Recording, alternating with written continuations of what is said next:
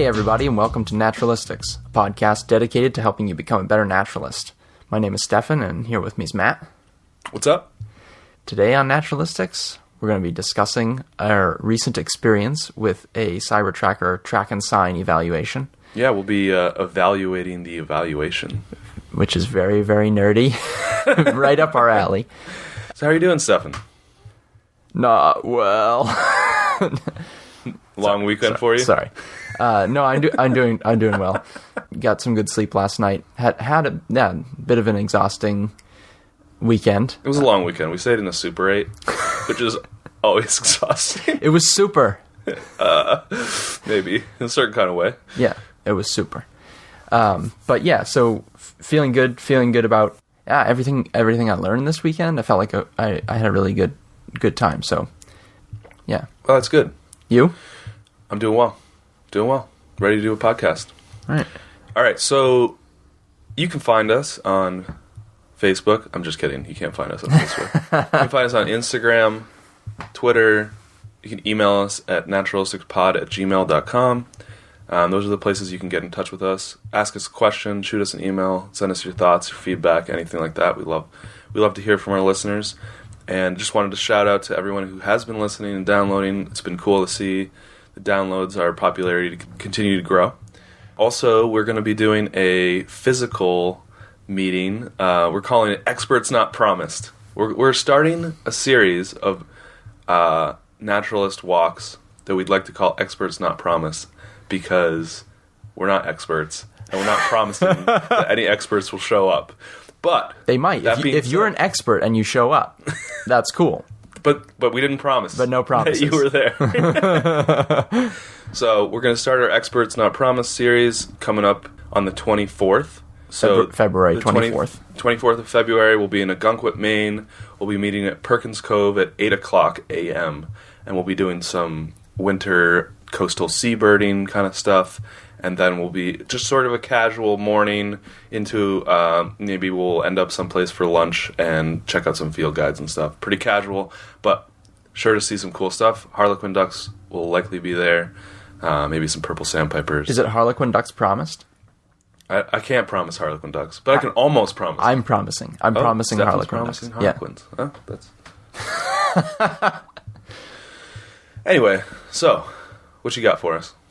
Well, before we dive right into the nitty-gritty, the breakdown, as it were, of evaluating the evaluation, there's one thing that bubbled up, that percolated to the surface over this weekend during the evaluation, that I felt like kind of wanted to make it clear where I stand on this issue. Where do you stand, Stefan? Well, don't you want to know what the issue is? Yeah. Okay, so remember discussion that arose around the nest cavity. Oh yes, I do. And the whole size and species and who can do what kind of. I do. There's this whole discussion, debate, kind of friendly debate thing that revolved around nest cavities. Yeah, it seemed like some people were saying that they felt confident that a chickadee couldn't get into a certain density of wood to make a cavity. That was one point, and then there was like hole size. How big would a chickadee make its nest cavity entrance? Yeah, or how small could they make it where they could still get in, but others couldn't get in? There's this idea. I'm sure some of our listeners are familiar with the idea that you wouldn't make a hole any bigger than you needed it to be, right? To get into your home. I think the reliance on field guides is heavy at times, and it's like we really want the guide to give us the exact measurement, the exact species of tree, the exact behavioral whatever, to point us to exactly how things are in nature. But it turns out, I think, in my experience, my view, that it's a lot more complex than that. And, in this case, it was like chickadee versus downy versus hairy woodpecker, and I was like, they all kind of nest in the same cavities, and it's just very, yes, maybe there's some differences, but we can't really say here right now exactly what they are. And I'm glad we're having a debate, but at the same time, it's like, we should be using our own experience, not the guides. Yeah, I think when in writing the guide, there's a need to have things feel sort of like clean and straightforward, and it's just there's variation, and I think it's kind of like with birds in particular. We have this really great thing with songbirds and birds in general, where they make like very specific sounds that we can use. That's like, oh yeah, that's a chickadee, because it's it's got that 2-part whistle, and it's just not that sometimes that's true for vocalizations, but maybe not true for nest hole diameter. The density of the wood thing too was kind of like, I don't know. I'm not buying that that's a good metric to judge whether or not it was in fact one species over another getting into a certain density of wood. I don't doubt that there are some woods that are too hard for a small-billed bird to get into. It's a question of where that line is, and like, can we say where the line is? Right, exactly. And is the field guide going to be able to tell us, and are we going to be able to trust that? Just because the wood feels hard to me, when I grip, if I think that feels hard, I think it's a jump too far to go to. If it feels hard to me, I don't think that a bird like a chickadee could get into that and excavate that. One of my mentors, a long, long time ago, I think we were out birding in the winter, and like it was like a cold winter day, and there was a song sparrow, just that we saw. We're like, whoa, there's a song sparrow. And then he just said, didn't read the field guide.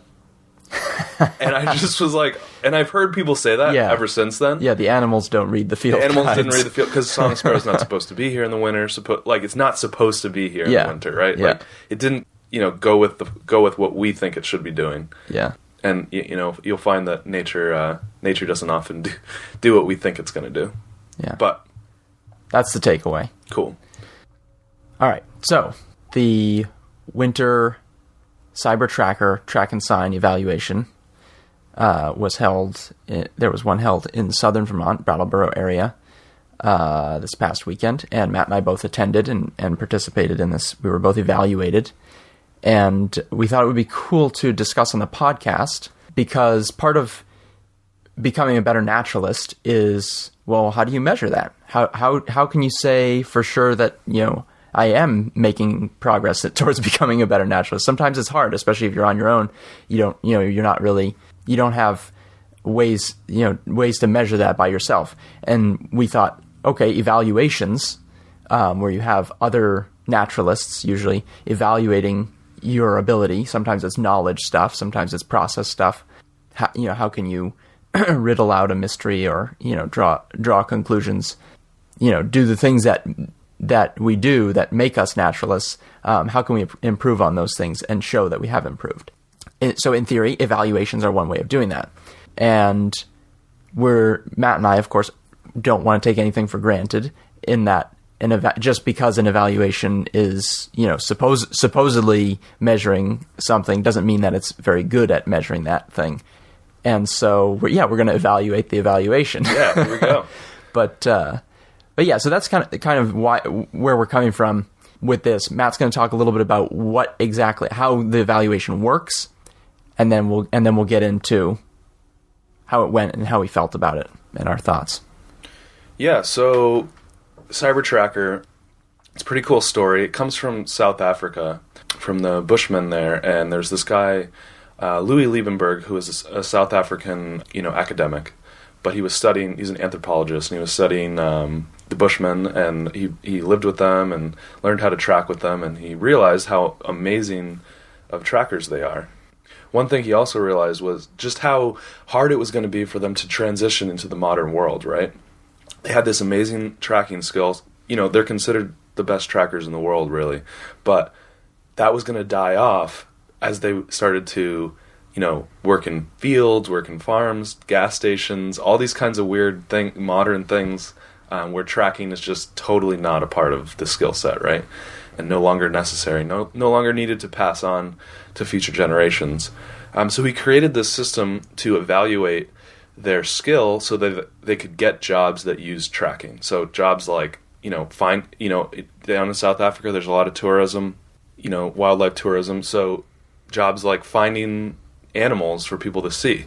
Also for scientific research, having someone who has the knowledge that these Bushmen have, was invaluable to understanding the ecology of Southern Africa. And so you could do this, you could evaluate them in an empirical way and then know how good the data that you're getting back is. So he created this CyberTracker evaluation, and it's kind of taken off a little bit, and now it's on all kinds of continents. It's mostly in Africa and North America right now, but I've just heard the other day that it's in Europe and Australia now, and who knows where else it will be soon. It's fairly new in the last decade or so. It's sound like in North America, it's more or less within the last decade. Right. Had roots earlier than that in South Africa. Right. So what is it? What are they evaluating? So basically, there's actually two forms of evaluations in CyberTracker. There's track and sign evaluation, and then there's trailing. So trailing being following an animal to the animal, and track and sign being assessing people's ability to identify footprints and sign left behind by animals accurately. And so we took the track and sign evaluation, and that's what I'm going to explain here. So how does it work? So basically, an evaluator goes out with the participants and finds tracks and sign, circles them or doesn't circle them,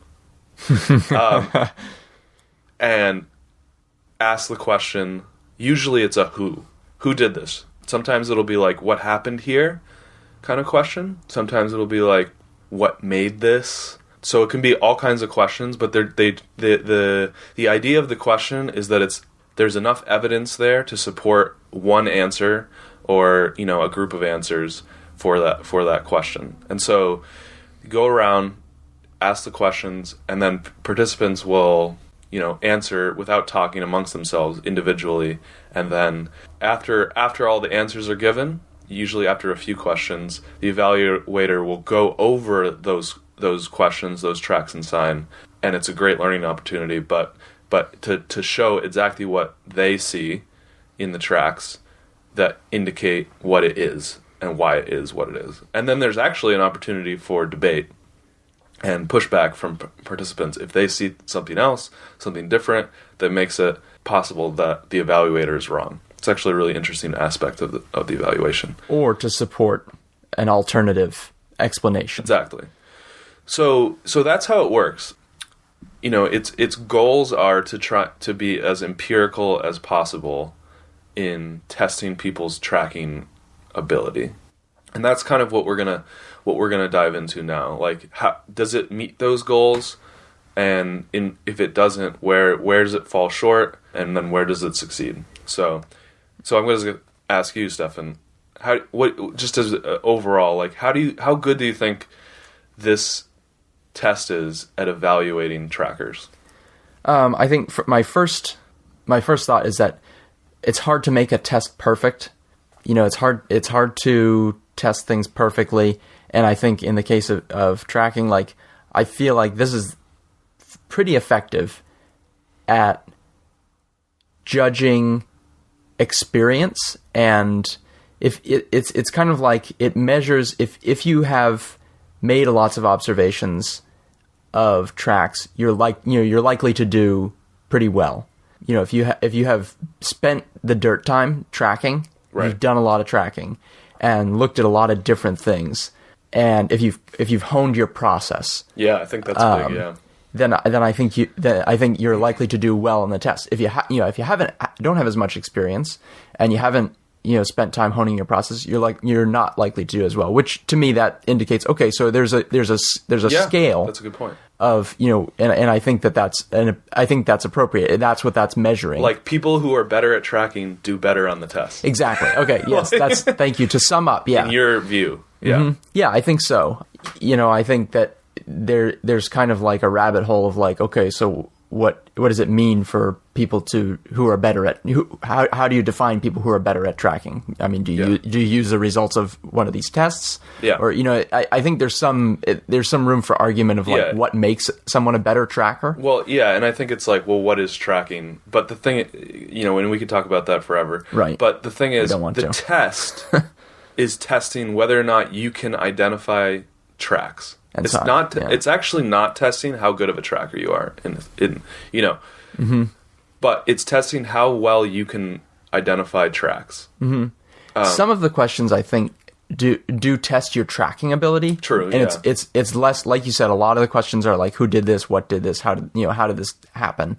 But there are some questions that are like the what happened here, like the kind of the almost like Sherlock Holmes, like find the clues and piece the story together questions. Right. I think those are more geared towards testing your ability, like agreed. your tracking ability. Right, like the three-legged gray fox. Yeah, then that was right off the bat. We had a question. That was super cool. There was a question about a gate that went through. It was a loping canine, and it was something very. And the question was, what is unique about what's unique about the animal that left this trail? Yeah, and as I was looking at it, I found that I could only find 3 prints within the lope, but then when it started walking, you got all 4. So it was a little confusing for me at first. Like, yeah. Is one of those feet coming down on another one and direct registering? But it also the lope itself was super weird. No, anyway. it was wacky.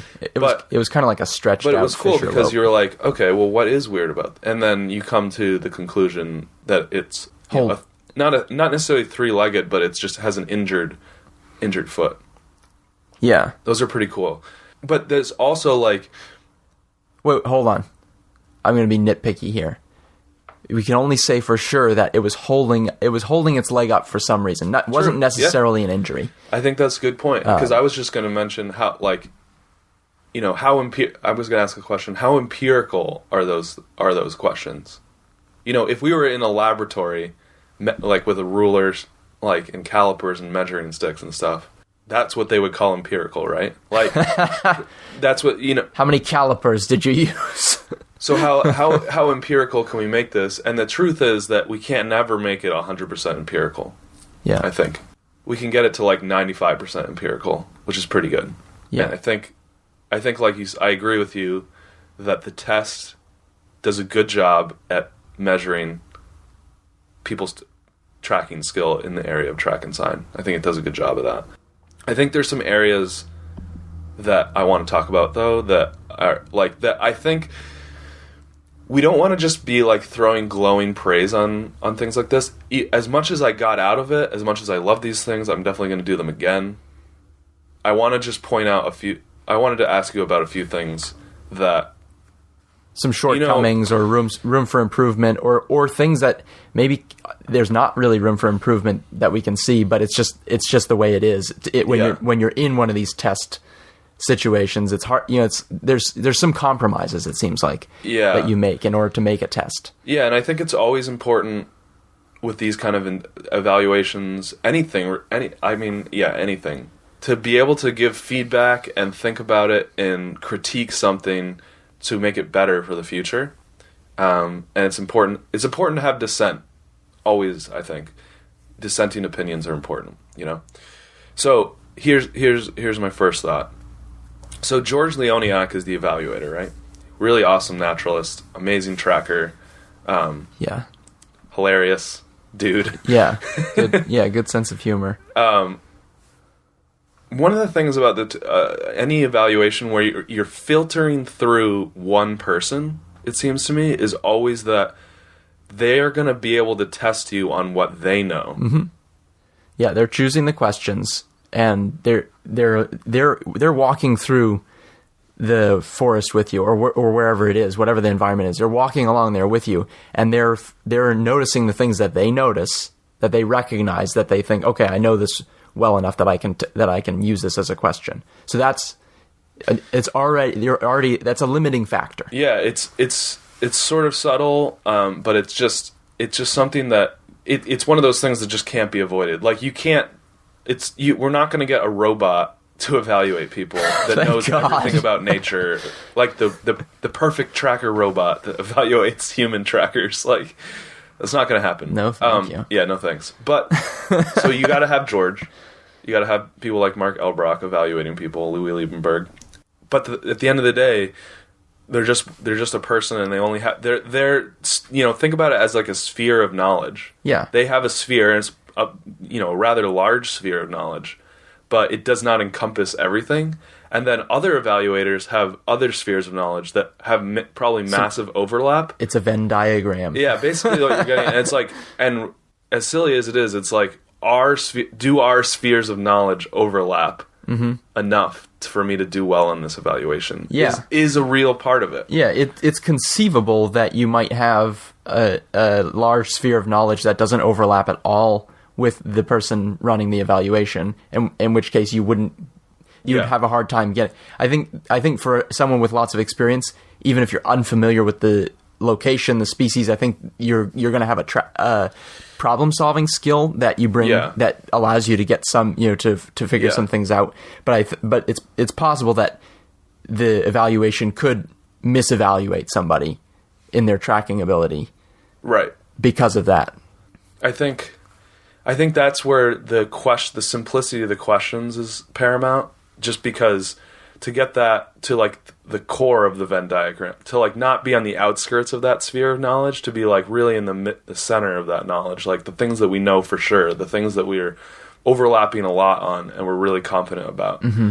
With clear tracks, for instance, like clear Fisher tracks that we saw the other day, and everybody recognized them as clear Fisher tracks. It's just like you either know it or you don't. and that is like a really fair empirical assessment, really, honestly. So that's one thing. Yeah, and I just would like to add to that the takeaway there is not that it's not only that there is a limitation in the evaluator, or a limitation in the evaluation because of the human evaluator, but that you don't walk away from one of these evaluations where you got everything right and thinking that you know everything there is to know. Yeah, I think it's a really good point. I feel like that's the trap where you do these enough where you just ace it and you think that's it. Like, that's it for me. And now, I don't know, maybe you keep doing it because you love it, or maybe you start to look for something else when in fact there's so much more that can be learned there. Yeah, I think Lee Gutteridge in South Africa, when I was there, he's a senior tracker. He's an evaluator. He's an amazing tracker. He mentioned that a lot because he has the some of the highest certifications that you can have in this system. I mean, crazy. I mean, I think he's one of the most experienced trackers in the world, you could say. And he mentioned that as like a really important aspect to the test, is that to not let it make you think that you know everything. And I really appreciated that from him, coming from someone like that, who's like, got more knowledge than, 10 of you and me combined. So one other thing I wanted to bring up, and this one I think CyberTracker could work on, is that sometimes evaluators have knowledge, context of an area or tracks, or even like going out the day before and scouting, living in the area, things like that, that we don't have, that can bias their understanding and their questions. I think the thing about biases in general is that most of the time, I'd say like 99% of the time, you're not aware of your biases. You're not consciously biased by things. You're unconsciously biased by things. So it's like, if George knows an area really well, he knows, raccoons are here all the time, and he sees, an obscure track, and then everybody else comes up and sees it, and it looks like a porcupine track, but he knows it's a raccoon track because he sees raccoon here all the time. That's going to skew whether or not he even asked the question, right? And that's going to skew what he thinks the right answer is. And then I think it gets into like a little bit of a murky, like, it gets away from the empirical for me a little bit there. If that's the goal, to be empirical, I think that really does get away from the empirical, because no matter what, he's going to be biased by picking the question and by thinking about what the answer is. What are your thoughts on that? Yeah, I agree. I think I would. The other side of the coin there is that it's hard to run one of these tests and avoid that bias 100%. I mean, the fact that he knows his area really well and that he's the one running the evaluation there, it makes the test good. It would be pretty. It could go pretty. It could be great. It could go pretty poorly if you just go to a totally unknown area to the evaluator, and just have sometimes you go somewhere and there's not a lot going on, Right. or not a lot that you can see that's usable for a question. So I think it cuts both ways. It's like you need someone who knows their area and knows where they're going to be able to find questions that are worth asking. Yeah. And at the same time, you have to bring in some of this bias, like you said, the contextual knowledge, which is big. And I think on this, where you say there's room for improvement, I think it's just a consciousness of these biases for the evaluator. Yeah, and for them to say, you know what, I know this. Like this would be really hard if I didn't already know this area so well. Like this would be really hard for me to be confident in my judgment here. And I think George is doing that. I think there's two things they do I think they do a really good job, in my experience, evaluators do a really good job with being somewhat aware of their biases. Like I said, you're never conscious of your biases, but being aware that you do have them. Yeah. And then there's also this mechanism in this particular evaluation for feedback and like back and forth in the moment, on the spot. That can be annoying, by the way. Oh yeah, you can get bogged down. It can be quite obnoxious when people are arguing for long periods of time about things that are, in my view, were obvious or not obvious. I don't know. But that it's important that exists. It's important that within the evaluation, there's chance for someone to argue, to push back on something, to even bring up a bias. Yeah, to point out those biases. Is critical, and it's one of the things that makes CyberTracker evaluations really special. Mm-hmm. It balances out, but it really is cool to be able to be there and see a debate between experienced trackers. You're gonna learn a ton from that, just even being there, and experiencing that. Although sometimes the debate can go in the direction of not debating about the veracity of the conclusion that was drawn by the evaluator, but debating about whether or not the question was valid. That's true too, but that needs to be there too, though. No, I agree. I guess I'm just you don't like that. I'm just less invested in like the test aspect of it as I am in the like, I'm learning a ton, right? And I'm also realizing that I know a lot that that I wouldn't have given myself credit for. Yeah. Which this gets to my last critique about the test, which is going to be hard to change, which is that you have to be good at this test to do well on it in some ways. So Stefan, it was Stefan's first time taking this test. It was my third time taking it. And I know I've taken it 3 times with George, so I kind of know the questions. This gets back to the original beef I had. But because I can predict at least a little bit, what he's going to ask and how he's going to ask it, and when he asks a certain question, like what he is expecting for an answer, that was a serious leg up for me. Yeah. I mean, it's not like I'm going to go from like, a 50% to an 80% with that kind of thing. But I could go from like, an 80% to a 90%. Yeah. And that's just something like, again, where like you have experience with how this thing works, and you can just jump to the right answer, or jump to the correct way of answering the question. Not necessarily jumping to the right answer, just jumping to the way he wants the answer. So it could be like... That gives you an edge. Something like a gate pattern.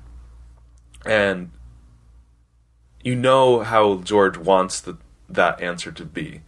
Mm-hmm.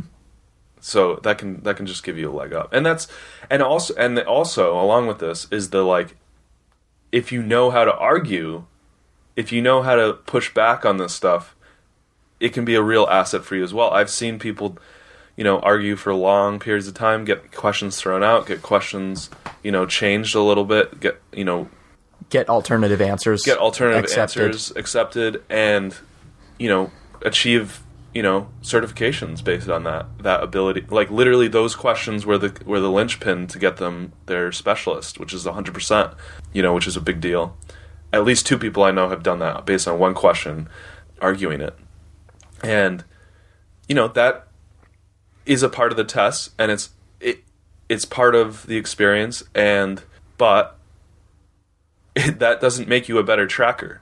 That's not an empirical test of someone's ability to clearly identify tracks. Mm-hmm. Being able to argue a question like that. It's just like this one. It's like kind of it becomes a sideshow of what the test is about, but it's a part of it, and it's also interesting. So there you have it. That's my last critique.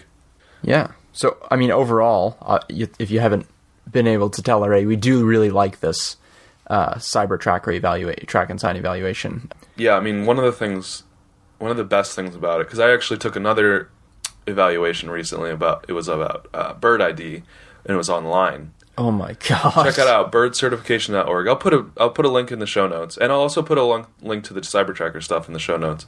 But it's an online certification, and the difference between an online test and an in-person test is like the world, right? One thing is the CyberTracker tests aren't free, and the bird cert is free. Which, but the thing we're talking about the validity of a test here, and you have to pay someone to evaluate you, to be there. That's their job.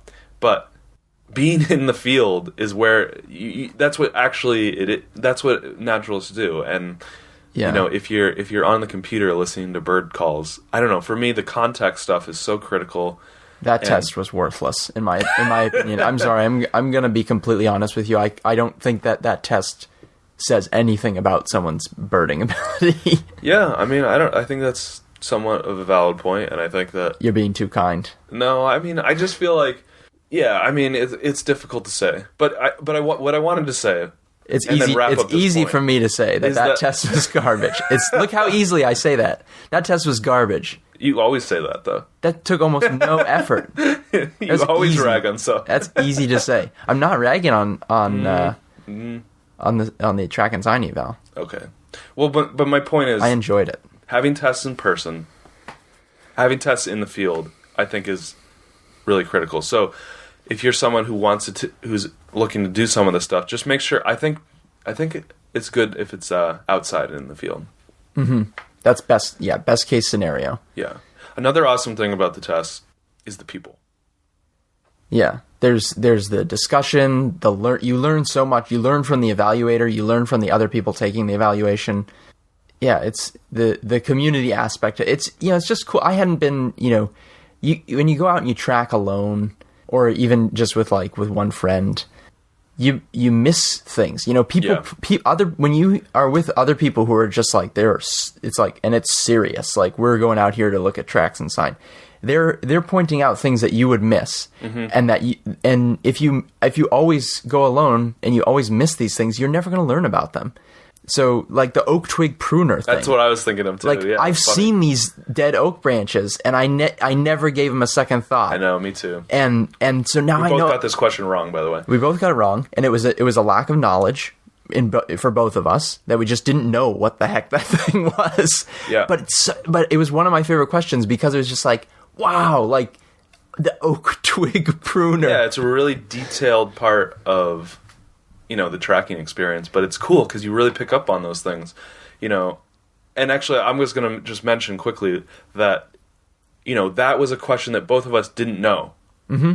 Right? Yeah, just simple. It's just either you know it or you don't know and it. There's other questions that I got wrong that were process errors. So like I had the knowledge, I had the information in my experience to get that one right, but like I sort of jumped to conclusions too quickly, or left out some information just because it was simpler, or didn't go far enough to get more information, things like that. Or you talk yourself into something. Which is a huge part of the test, especially if you're new to the test, I think. Yeah, I did that a couple of times. But one thing I really like to do, just a recommendation if you're going to be taking one of these tests, is to, at the end of the evaluation, go through your incorrect answers, and I put a little P or a K next to them, meaning process or knowledge error. And that really helps me sort out whether or not a lot of my mistakes were just were things that I could have gotten, but I processed them wrong, or just didn't know. Which I think is a really important distinction. Our knowledge bases are always going to be, theoretically, always going to be expanding, but we can really hone the process, and that's what this podcast is about too. Like, let's hone the process and like not make as many of those process errors. And part of that process is also figuring out where we went wrong in the process. So I like to put a P next to all those process errors, and then I'll I haven't done it yet, but I'll go through all of them and think about what was the error in the process, and then see if there's any pattern. And that'll be good for me, going forward. I think I get a lot of value out of that. Yeah. Yeah, I think that's a good thing to remember. And I want to add to that, though. Don't just look at the ones you got. Don't just pay a lot of attention to the ones you got wrong, because sometimes the one you got right, you maybe there was something in there that you thought you saw that led you to that conclusion. And it's easy when the evaluator says, "Oh, and this was red squirrel," and you say, "Yep, got it right." It's easy to kind of just like leave it at that. But could have been luck. But listen, yeah, well, it could have been luck, or it could have been there could have been other clues there that would also lead you to that conclusion. Not that your way of getting there wasn't right, but we're dedicated to helping you become a better naturalist. There's ways that you can improve as a tracker by knowing, like, oh, it not only was it red squirrel because of this thing that I recognized, but there are these 2 or 3 other reasons that other people saw, that the evaluator saw, that also are evidence for this being red squirrel. Yeah. That's where you get a lot of value. Like, yeah. And then when you come to another evaluation with a similar question that has different bits of evidence, then you're not stuck. Your only way to identify red squirrel is through like a clear print.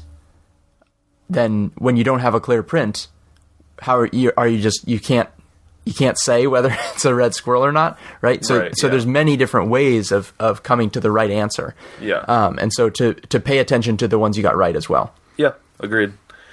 So, would you recommend this evaluation? Absolutely, 100%. It was a ton of fun. I think the things we talked about, as far as like, if you can argue well, if you know the test, that gives you an edge.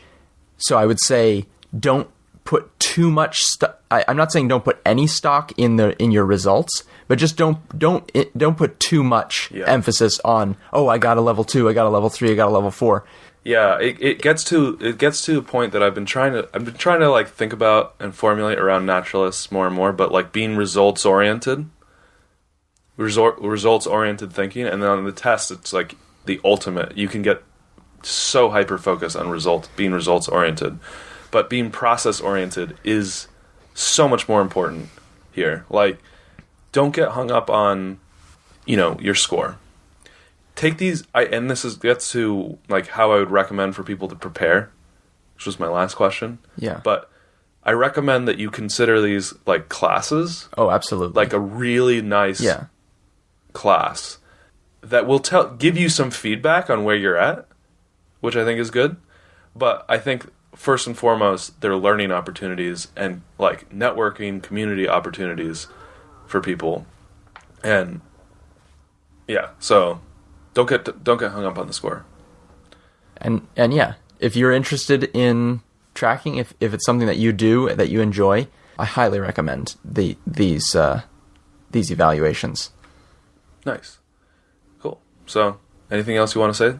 I don't know if we mentioned it, but the website, if you're interested in seeing if one of these is being held near you, they're being held, internationally, like Matt was saying, and in many places around North America, but the website is trackercertification.com. Yep. And our names are going to be up there. I got a level 3. Stefan got a level 2. That's right, yeah. But Stefan's first evaluation, he got an 86. Pretty awesome. Yep. There's actually now physical proof that Matt's smarter than me. That's what I was going for. We all knew it, but now it's official. All right, well, that's going to wrap us up. Be sure to check us out on social media, and maybe join us on the 24th in Agunquit, 8 a.m. Perkins Cove for our first Experts Not Promised. Ducks. All right, later.